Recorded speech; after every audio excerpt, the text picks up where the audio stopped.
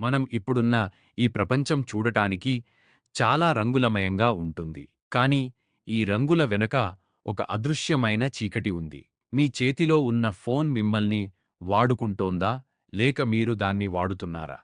ఒక్క నిమిషం ఆగి ఆలోచించండి. పొద్దున లేచినప్పటి నుంచి రాత్రి పడుకునే వరకు ప్రతి క్షణం మనం ఒక డిజిటల్ తెరకి బానిసలవుతున్నాం. ప్రస్తుత సమాజంలో మనుషుల కంటే అల్గారిథమ్స్ ఎక్కువ పవర్ఫుల్ అయిపోయాయి. మీకు ఏమిష్టం? మీరు ఏం చూడాలి? మీరు ఏ వస్తువు కొనాలి?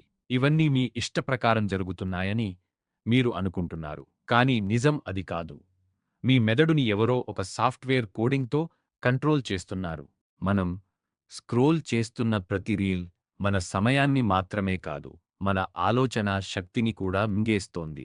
చుట్టూ ఉన్న ప్రపంచం రోబోల్లా మారిపోతోంది. పక్కన ఉన్న మనిషితో మాట్లాడటం కంటే ఇంటర్నెట్లో ఎవరో తెలియని వ్యక్తికి రియాక్ట్ అవ్వడం మనకు ముఖ్యం అయిపోయింది.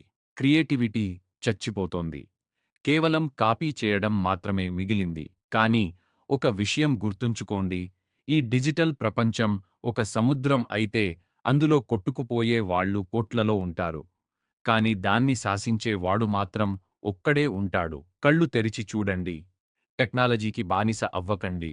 దానికి మాస్టర్ అవ్వండి. మీ కథని మీరే రాయాలి. మీ ప్రపంచాన్ని మీరే కంట్రోల్ చేయాలి. ఎందుకంటే ఈ డిజిటల్ రాజ్యంలో మీరే కంట్రోలర్. ఇలాంటి పవర్ఫుల్ స్టోరీస్ కోసం వాయిస్ ఆఫ్ మోక్ష ఛానల్ని ఇప్పుడే లైక్, షేర్ మరియు సబ్స్క్రైబ్ చేసుకోండి.